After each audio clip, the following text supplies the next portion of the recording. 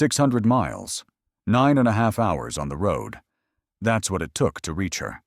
And every single mile felt like it brought me closer to the kind of Christmas I used to dream about. The kind where family means something, where laughter fills the kitchen, and where a father is more than just a name in someone's phone. I started the drive before sunrise, coffee in hand, the car packed with gifts I wrapped myself. I even found that old ceramic tree she made in 5th grade art class, the one with the little colored bulbs you stick in. She used to be so proud of it, said it looked better than the one on TV. I brought it along, thinking it might spark something in her. Maybe a smile, maybe a hug. Before we dive into this story, comment below where you're watching from and hit subscribe. Trust me, you won't want to miss what happens next. The highway was mostly empty, which gave me time to think. Too much time, maybe. Every song on the radio was a memory. Nat King Cole reminded me of her first Christmas recital, when she sang off-key, but beamed like she'd won a Grammy. Rockin' Around the Christmas Tree took me back to the year she begged me to hang lights, even though it was snowing sideways. I froze my fingers off, but she clapped and said, "Daddy, you made our house sparkle." She was my world back then. My wife and I gave her everything we had, even when we didn't have much. We skipped vacations, turned down luxuries, and poured it all into her future. And I never once regretted it. Not when I was working overtime, not when I was missing football games with the guys. She was worth it. Always. Somewhere around mile 300, I passed a diner she used to love. She was maybe 7 the last time we stopped there. She got blueberry pancakes and spilled syrup all over my coat. I didn't even care. She said, "Sorry, Daddy," and looked so guilty. I told her I'd wear that coat proudly forever. By the time I crossed the state line, I could feel the lump in my throat starting to grow. I imagined her opening the door, surprised, her arms flying open as she called out, "Dad." The thought kept me warm, even as the snow thickened. I told myself this would be the Christmas we fixed things, that maybe the distance, the silence, it was just life getting in the way. Maybe all she needed was a reminder, a small tree, a few wrapped boxes, and her father standing on her porch, heart in hand, saying, "Merry Christmas, sweetheart." I didn't tell her I was coming. I wanted it to be a surprise, a good one. That was the plan. That was the dream. And I held on to it like a flame in a blizzard, praying it wouldn't go out. You don't raise a child halfway. At least that's what my wife and I believed. From the moment she came into this world, squalling in pink, wrapped like a miracle, I knew everything in me would belong to her. And for a long time, it did. We were just 2 working-class people trying to make ends meet. My wife was a school secretary. I did factory shifts, sometimes doubles, sometimes nights. We never had much, but we had enough. Enough to keep food on the table, enough to make Christmases magical, enough to make our little girl feel like she was the most important thing in the world. And God, she was. She used to twirl around the living room in a tutu that barely stayed up, announcing she was going to be a famous dancer. I built her a wooden bar in the garage, even though I didn't know a thing about ballet. I just wanted her to believe she could do anything. She did her pliés beside oil-stained tools and old tires. She didn't care. She believed because we believed. My wife never missed a recital. I never missed a science fair. She once made a volcano that exploded all over the gym floor. Most parents were horrified. We cheered the loudest. When she had her first heartbreak, she crawled into bed between us, tears soaking the pillow. I remember holding her and telling her, "If someone doesn't see your worth, you walk away proud. Never beg someone to love you." Funny how life comes back around with the sharpest kind of irony. We celebrated her every win like it was the Super Bowl. A B+ in math, ice cream night, perfect attendance, pizza, and a movie of her choice. I remember once I missed my own birthday because I picked up a third shift to pay for her summer camp. Came home to a cold cake and a note she'd written. "You're my hero, Daddy." That note stayed in my wallet for years, folded and worn like scripture. We weren't perfect parents. We argued about bills. We stretched every dollar until it groaned. But we gave her a childhood full of love, of support, of presence. We were there, always there. When my wife got sick, she still smiled through her pain whenever our daughter walked into the room, said, "She's my light, our light." She died holding my hand and whispering our daughter's name. After the funeral, I tried to keep everything steady. The house, the traditions, the rhythm of things. But I could feel her slipping, bit by bit, into a world I wasn't invited to. Still, I never stopped believing we raised her right, that she knew better than to throw away what we built with our bare, aching hands. I still want to believe that. It didn't happen all at once. That's the cruel part, how quiet and gradual the distance crept in, like rust on a hinge, unnoticed until the door won't close the way it used to. At first, she still called, not as often, but enough. Sunday afternoons, usually. We'd talk about her work, her new apartment, the dog she adopted from a shelter. She always sounded a little distracted, like her mind was somewhere else. But I figured that was just life. People get busy. I told myself not to be needy. Then the calls became texts, short ones. "Can't talk, work's crazy," or "Love you, Dad, talk soon." I waited for the phone to ring, and when it didn't, I told myself it was fine. I didn't want to guilt her. That's not the kind of father I ever was. Then came the day she told me she was moving. "It's a great opportunity," she said. "Jason's family has connections out west. It just makes sense." Jason, her boyfriend of 2 years. I met him twice. Once over Thanksgiving, where he shook my hand like a formality and spent most of dinner scrolling his phone. The second time, at my wife's grave. He stood back like he didn't belong, which I suppose he didn't. She packed up her life, her memories, the houseplants I gave her, and left with barely a goodbye. Said they'd call when they got settled. They never did. I watched her social media like some stranger, seeing pictures of their hikes, their dinners, their smiling faces in places I'd never been told about.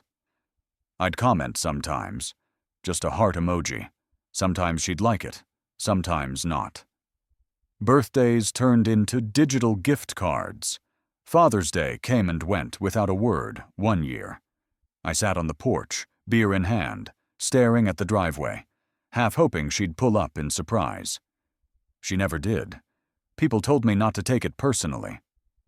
"She's finding herself," they said. "Let her live." But when your only child disappears from your life, one unread message at a time, how do you not take it personally? I kept every voicemail she ever left me, played them back when the silence got too loud. "Hey, Dad, I miss you. Just called to say hi. I'm so lucky you're my father." Those words feel like a lie now, or maybe they were just borrowed from a time when love came easy. She wasn't just far in miles, she was somewhere I couldn't reach, somewhere where fathers like me didn't fit anymore. I told myself she'd come back eventually, that she just needed time. But even hope, no matter how stubborn, starts to fray at the edges when it's stretched too thin for too long. I pulled into her street just as the snow began to fall again, soft flakes dancing like memories through the windshield. It was one of those postcard-perfect neighborhoods. Cookie-cutter houses, white lights wrapped tight around porch railings, inflatable Santas waving at no one in particular. I sat in the car a moment, engine ticking, watching the warm glow of her windows. It looked like a home. The kind of place that smelled like cinnamon and pine.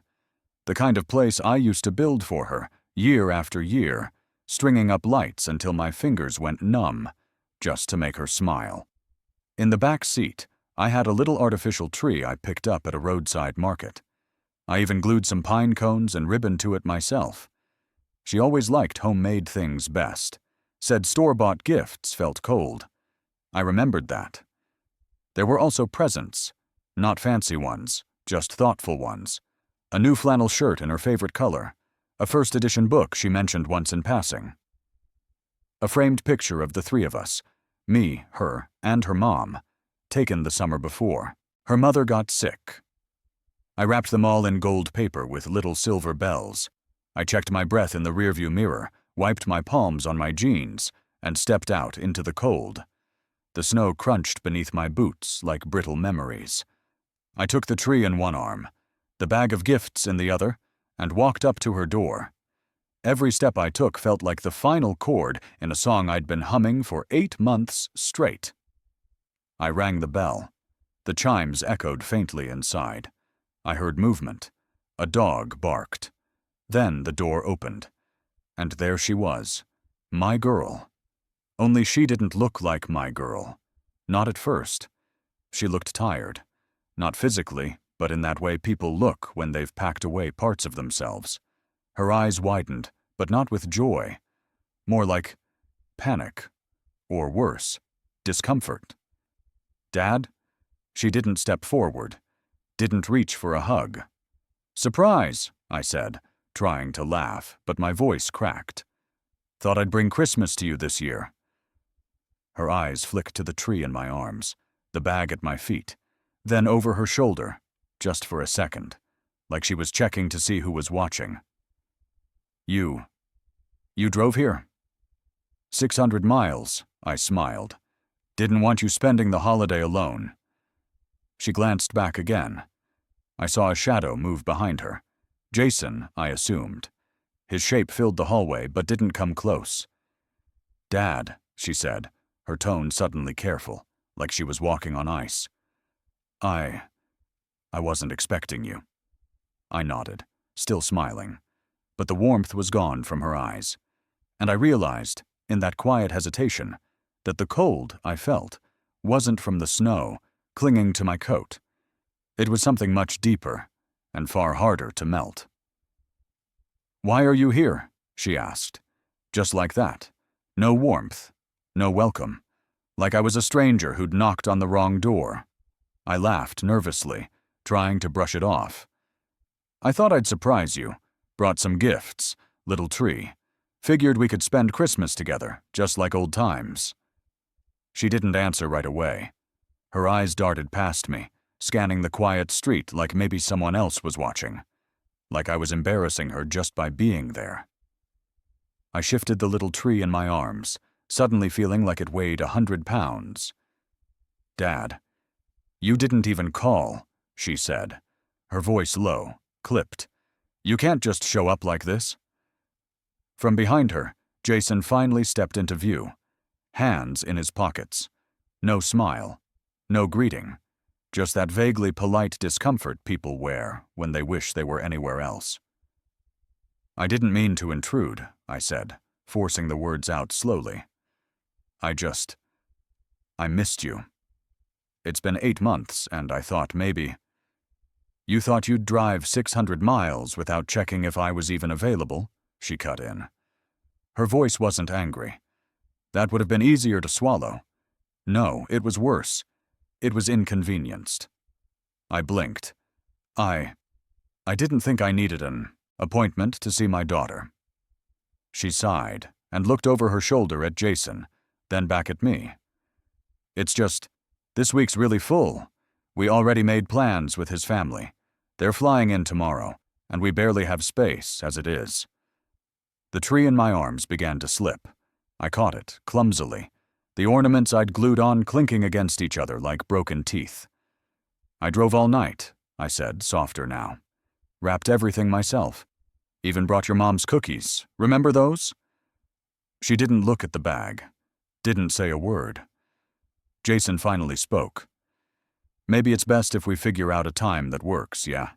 Just plan it better next time. He said it like I was a forgotten meeting. I swallowed the lump rising in my throat and nodded. Right. Of course. My mistake.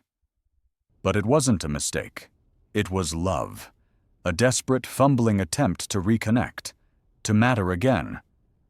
I didn't mean to make things difficult, I added. She crossed her arms, rubbing her elbows like she was cold. It's just not a good time, Dad. And with those words, everything I had carried, every mile, every memory, every little hope I'd kept alive, began to unravel, thread by thread, in the winter wind. I stood there, hands full, heart empty, wondering how a door that used to open with laughter now barely opened at all. She stepped out onto the porch, pulling the door halfway shut behind her, like she was trying to keep the warmth in, and me out. Her arms folded across her chest, and her voice lowered, more gentle now, but no softer in its meaning. I just wasn't expecting you, she said. We made plans with Jason's parents. They're coming in from Vermont. We've got stuff going on every day. It would be a lot. Having you here. A lot. Like I was clutter. Like I was one guest too many at her perfectly curated holiday table. I nodded slowly, pretending I understood. Pretending I wasn't freezing on the porch. Pretending my heart hadn't just cracked like the thin layer of ice on her steps. I see, I said. I didn't mean to cause trouble. I just thought, maybe we could spend a little time together. She glanced at the bag by my feet. I appreciate the gifts, really. It's sweet. But this week's just packed. The Christmas tree slipped from my hand. It wasn't dramatic, just a small thud against the wood porch. A little ornament rolled off and landed near her shoe, its ribbon tangled. She didn't pick it up. I thought Christmas was about family, I said, quieter now. I didn't come to take over. I just missed you. She shifted uncomfortably, rubbing her arms, looking at anything but me. We've built our own traditions now. With Jason. You know how it is. No, I didn't. I didn't know how it was. I knew how it used to be. When she'd beg me to string up lights at midnight. When we'd watch the same Christmas movie 10 times just to hear her laugh. When she'd sit cross-legged by the fire, holding my hand, and telling me how excited she was for the morning. But that was a different life. A different daughter. Or maybe I was the one who changed, turned into something that didn't quite fit anymore. Like a pair of shoes too worn to be useful, but too loved to throw away. Would you like to come in? Just for a few minutes? She asked then, like a consolation prize. But the way she said it, it wasn't an invitation. It was guilt-talking, obligation, a seat at the kids' table of her new life. I shook my head.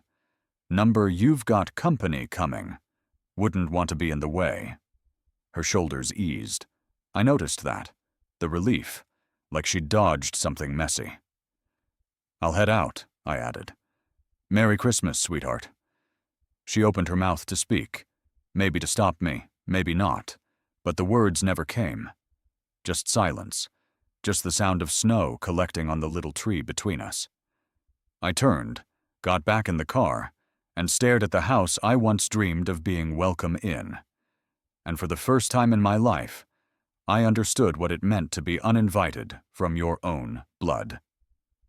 I was halfway down the steps when her voice stopped me. Dad, you should have asked first. I turned slowly, snow already gathering on my shoulders. She stood in the doorway, arms folded tight, eyes flickering with something between regret and discomfort. Next year, maybe, she added. Next year, maybe. Like I was some traveling salesman who showed up unannounced, hawking guilt instead of vacuum cleaners. I swallowed hard. My mouth tasted like old pennies. Right, I said. Next year. She nodded, like the matter had been settled, like everything could be boxed up, shelved, and forgotten until it was more convenient. But I knew better. There are accidents you walk away from, shaken but intact.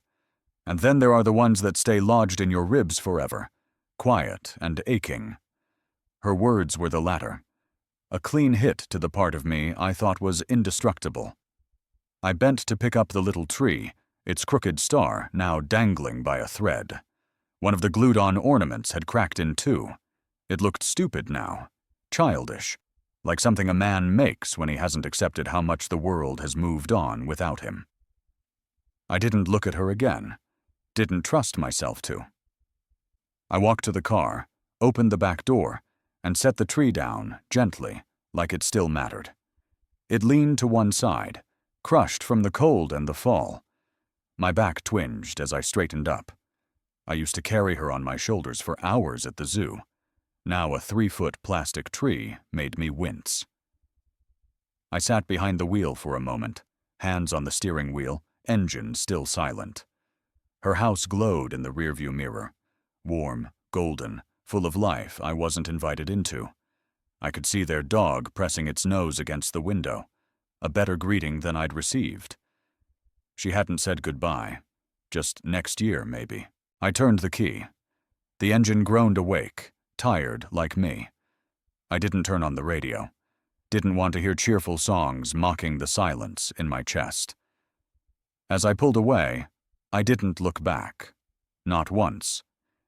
There's a kind of pain that doesn't scream. It doesn't need to. It just sits with you. Quiet, heavy, permanent. And as the snow swallowed the road behind me, all I could think was how far I'd come to be told to go back. Not in anger, not in spite. Just dismissed, discarded, forgotten, like last year's tinsel. The snow came harder on the way back. Big, heavy flakes that blurred the world into white. The kind of storm that makes the road vanish a few feet ahead, leaving only guesswork and blind faith. Fitting, I suppose. I was driving with neither direction nor reason, just the weight of disappointment pressing into the steering wheel like it might steer me anywhere but home. The silence in the car was brutal. I didn't bother with the radio this time. I couldn't stomach another song about mistletoe or miracles, not after what happened, not after she happened.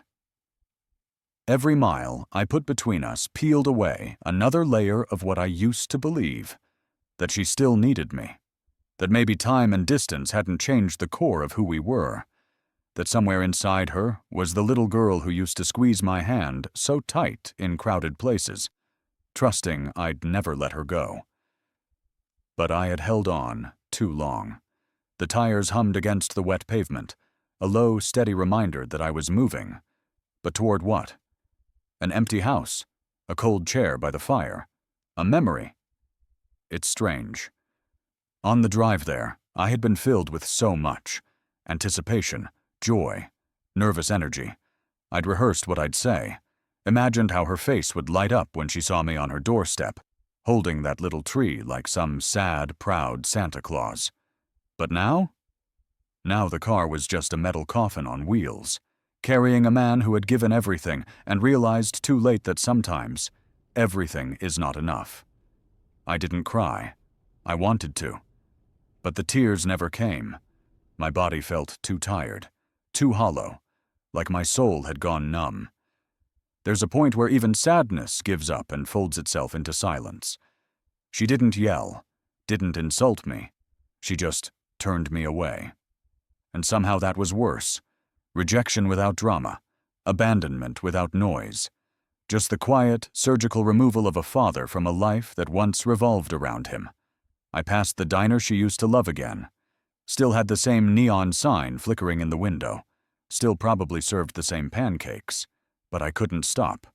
Couldn't bear the thought of sitting in that same booth alone. By the time I saw the lights of my own town blinking through the fog, I felt like a man returning from war. Not victorious, not even defeated. Just lost. And as I turned down my street, I realized something cold and final. I had driven 600 miles to give her a piece of my heart.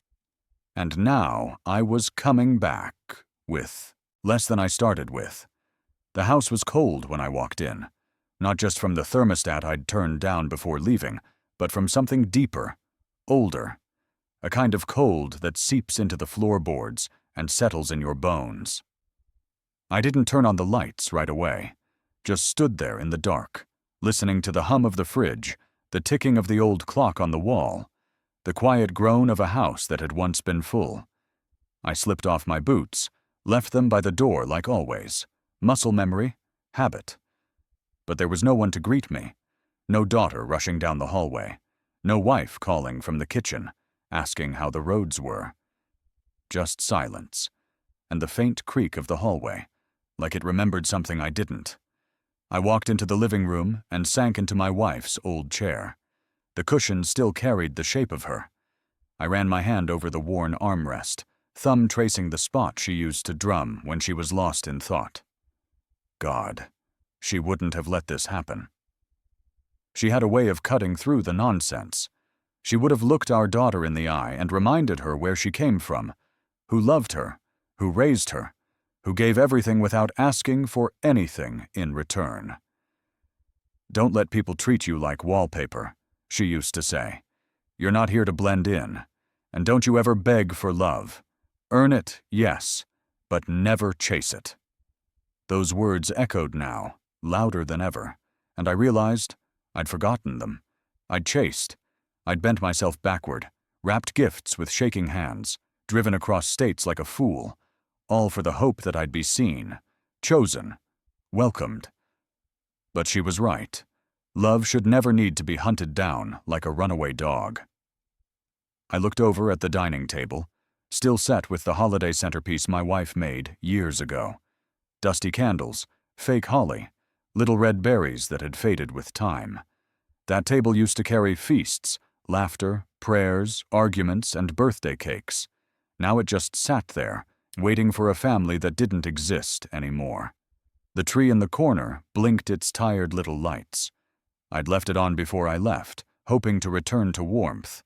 But warmth, I've learned, isn't something you can plug in.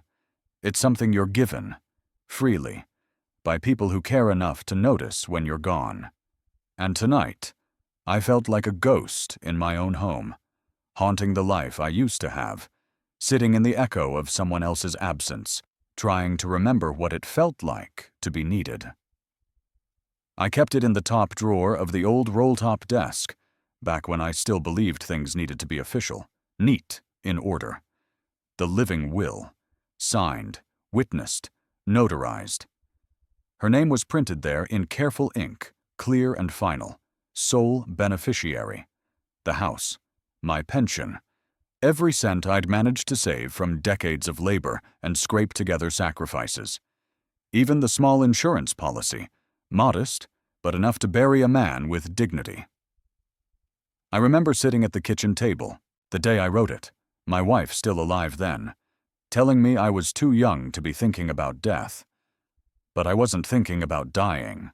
I was thinking about security, about making sure our daughter would never have to worry, that she'd have a soft place to land when we were gone. I told myself I was doing the right thing. That love wasn't just what you said, it was what you left behind. So I left it all to her, and I never thought twice, until now. I held the envelope in my hands, the paper slightly yellowed with time, the corners curled. Her name stared back at me like it knew something I didn't. She was supposed to be the person who'd carry our values forward, the child we gave everything to, so she could build a life better than ours.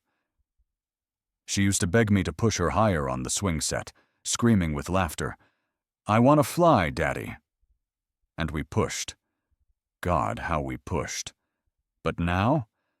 Now I wondered if we pushed her so high, she forgot who gave her the ground beneath her feet. I set the envelope down on the table, next to my half-drunk coffee. The pen was already there. Waiting. Love, they say, is patient. And I've been patient. Through years of distance, through birthdays missed, through holidays where my seat stayed empty while she toasted with strangers.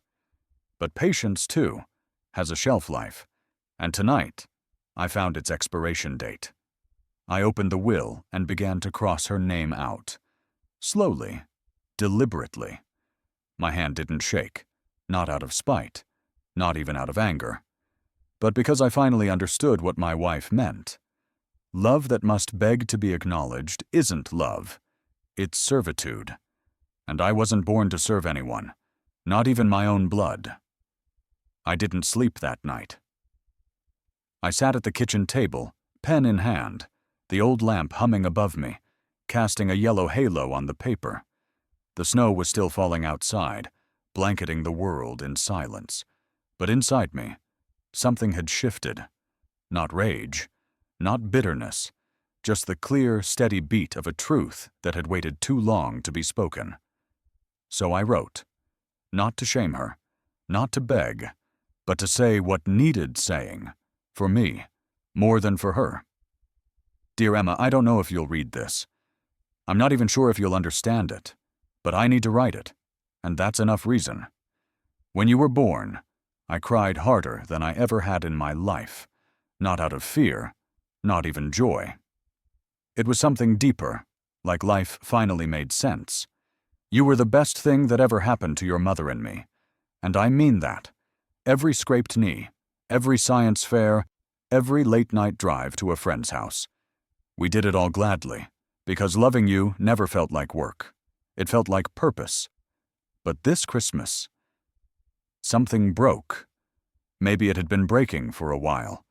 Maybe I just didn't want to see it. I drove 600 miles with a heart full of hope and a car full of memories.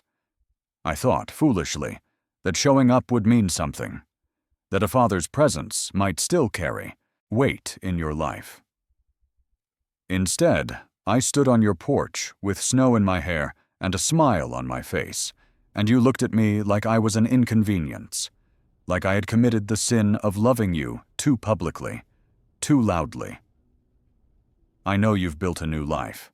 I'm not trying to take that away from you, but I won't be an afterthought. I won't spend the rest of my days waiting for a phone call that never comes, or squeezing myself into the margins of your calendar like an unpaid bill. I didn't raise you to treat people this way, and your mother would have been heartbroken to see it. This isn't a threat. I'm not cutting you out to punish you. I'm just done pretending that love without respect is enough. It's not. You will always be my daughter. I'll always carry your laugh in the cracks of my heart. But I'm putting down the weight of always reaching out. I'm done chasing someone who never looks back. If you want to find me, you'll know where I am. But next time, the door swings both ways. Love you. Always. Dad. I folded the letter and slid it into an envelope. No return address. No dramatics. Just the truth, written in ink. And when I sealed it, I felt something lift. Not joy. Not yet. But peace. Peace, because I finally spoke without fear. And sometimes, that's all a man has left. January came quietly. No champagne. No countdown. Just me, a fresh notebook, and the sound of wind rattling the gutters. I didn't make resolutions. I'd had enough of broken promises. But I made decisions. First one was simple. I enrolled in a woodworking workshop down at the community center. Nothing fancy. Just a few retirees, a coffee pot older than any of us, and the smell of sawdust that reminded me of who I used to be. The first time I picked up a chisel again, my hands remembered more than I expected. The wood resisted, like it was testing me. But once I leaned into the grain, it gave way. Just like it used to. By the end of that first week, I'd carved a small jewelry box. Nothing special, but I ran my fingers over the corners with quiet pride. I didn't make it for anyone. That was new. I made it because I wanted to. For the first time in years, I started choosing me. I called up my old army buddy, Ron. Hadn't seen him in ages. We used to talk once a month, then once a year, then not at all. Time does that. But when he answered, he said, "Took you long enough."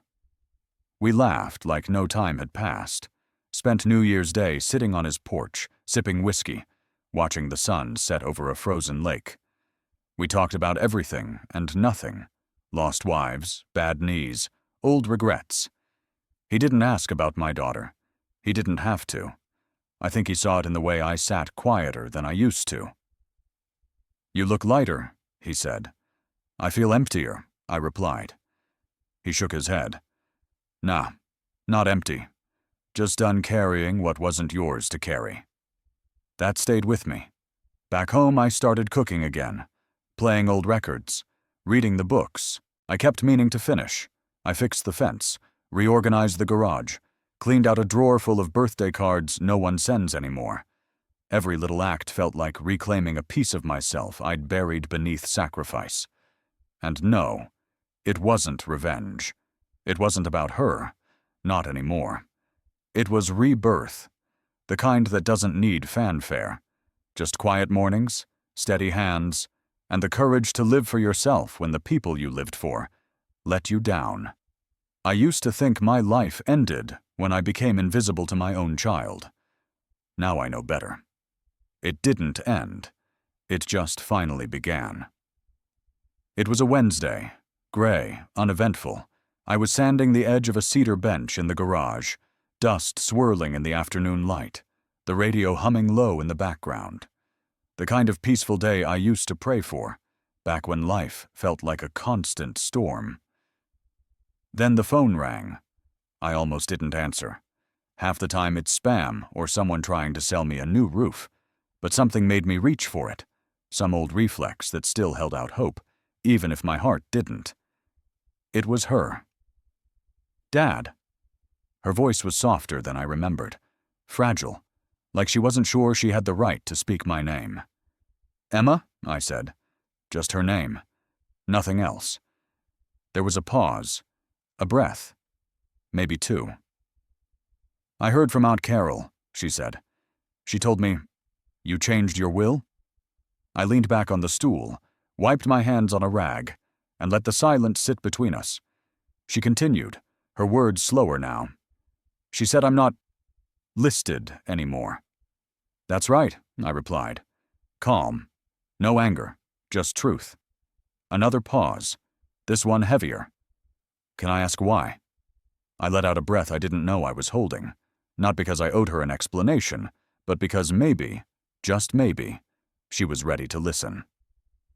You ever walk 600 miles in your own mind? I asked. Because that's what the drive back from your house felt like.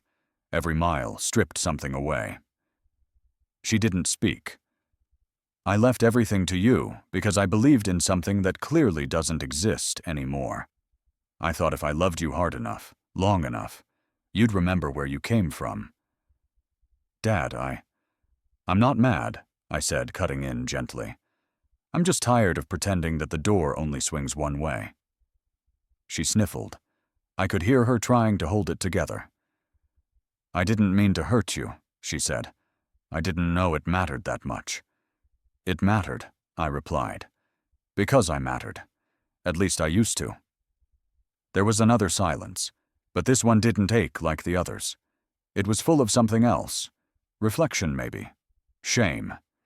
Maybe even longing. Can we talk? She asked. I mean, really talk. I want to come see you.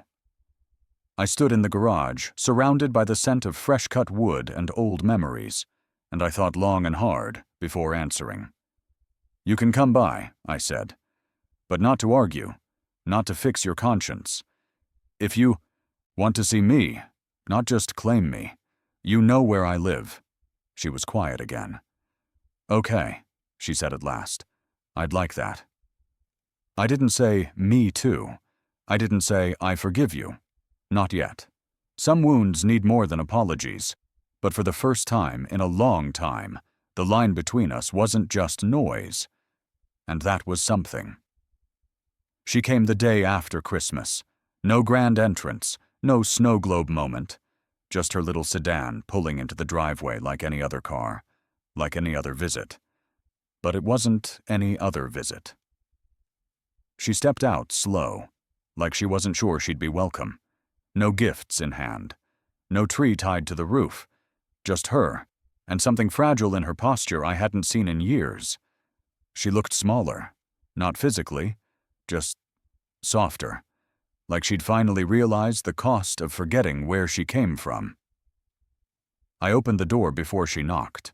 We stood there for a moment, her on the porch, me in the frame, a father and daughter with too much unsaid and too many miles behind them, both literal and otherwise. "Hey," she said, her voice barely above a whisper. "Hey," I returned. She didn't ask to come in. She waited. That was new. I stepped aside. She walked in slow, her eyes scanning the house like it had changed, even though nothing had. Same old couch, same chipped coffee table, same framed photos, except now one sat turned face down on the bookshelf. The one of her wedding I never got to attend. We didn't make small talk. We sat across from each other in the living room, the quiet stretching between us like a rope we both held, waiting to see who'd pull first. "I messed up," she said. I didn't respond right away. Let her sit in it. "I didn't mean to push you out," she continued, "but I did. And I'm sorry." Her eyes filled, but the tears didn't fall yet. "I was angry," I said finally. "Not just at what happened this year, but for all the years before it too. The slow fade, the silence. You let me disappear without even noticing." She nodded, tears slipping now. "I didn't know how far I'd drifted until the day I saw your letter," she whispered. "It shook me. It still does."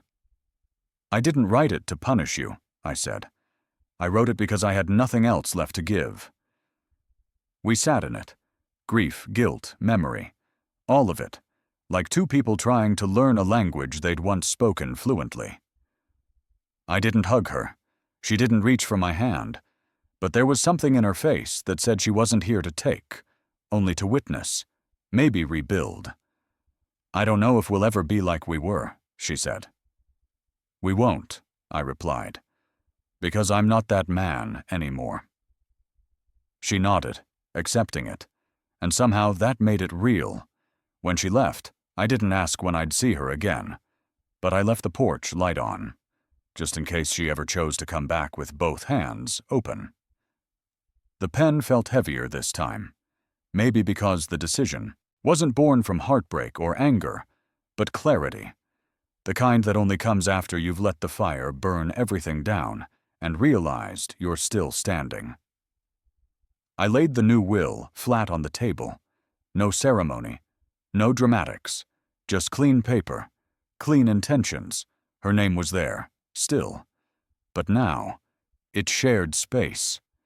The weight of my life wasn't resting on one name anymore.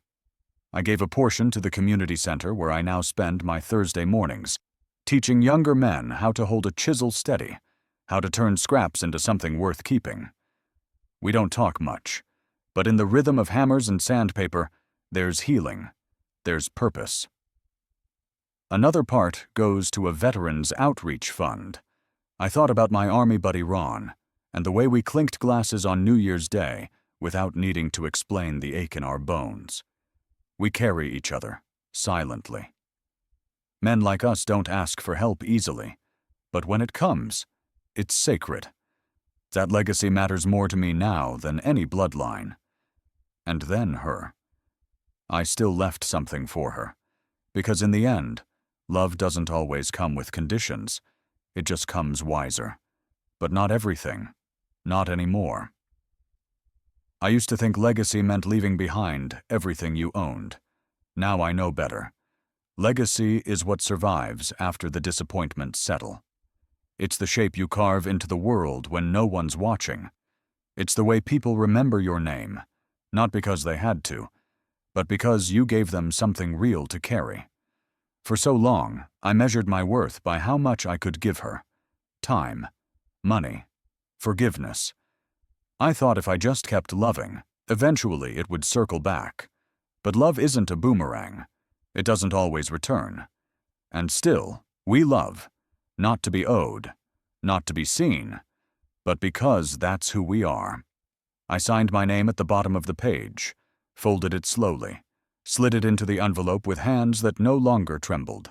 My life isn't hers to inherit alone. It belongs to the man I became when I stopped waiting to be chosen. It belongs to the second chances I gave myself, to the quiet mornings, to the hands I shook, to the wood I shaped. And when I go, it won't be as a forgotten father. It'll be as a man who finally remembered himself. I've replayed that drive more times than I can count. The curves of the highway, the blinking signs, the radio humming through static, the rising hope with every passing mile. It wasn't just asphalt I was crossing. It was memory, longing, the fragile scaffolding of belief. I thought I was going to see my daughter. Turns out I was on my way to meet myself. When I look back now, it's not with shame. Not even pain, really. Just understanding. That version of me, the man gripping the steering wheel with a heart full of anticipation. He didn't know yet that love, when given without limits, can sometimes disappear into the void. But he believed. And maybe there's honor in that. I gave her everything I had, every good story, every late night, every lesson I could offer, and for a long time, I made her my purpose. That's the thing they don't tell you about fatherhood. It can swallow you whole, and you'll smile through it. Because for years, that smile was enough. Her laugh, her questions, her tiny fingers wrapped around mine. Those were the currency of my soul. But kids grow up, and sometimes they grow out of you. I used to think that was my failure, that I didn't keep up, didn't evolve, didn't change with her.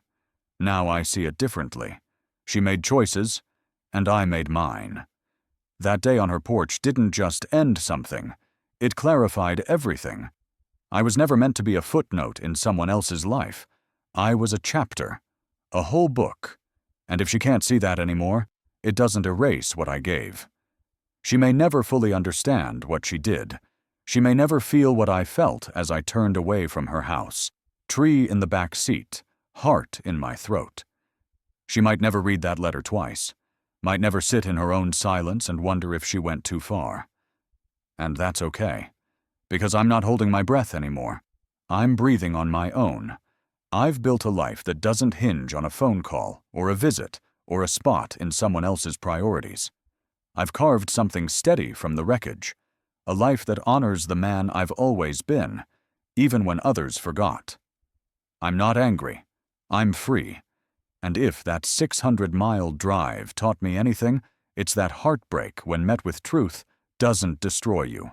It refines you. It strips away the begging, the wishing, the endless maybe next years. And what's left is something cleaner, stronger, a man who knows his worth, a father who finally learned that sometimes the greatest act of love is walking away with your dignity intact.